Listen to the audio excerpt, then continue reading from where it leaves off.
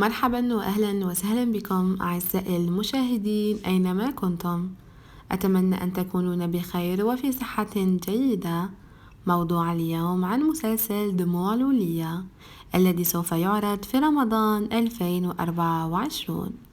مسلسل دموع لولية مسلسل درامي اجتماعي رمضاني من إنتاج المنتج عامر بهلول، من أعماله مسلسل الخاوة، والمخرج نجيب.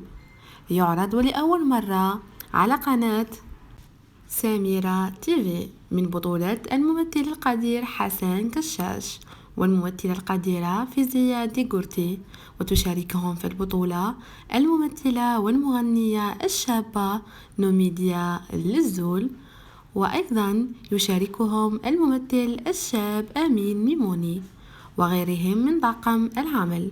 وحاليا يتم تصوير مشاهد مسلسل دموع لولية.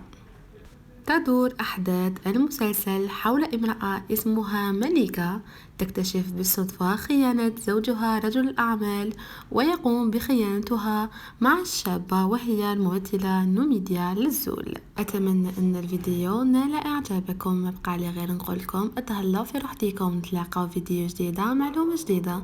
ما تنساوش تابونيو لاباج وتخلوا لي رايكم واش من مسلسل راكم حابين عليه معلومات. بقى لا خير.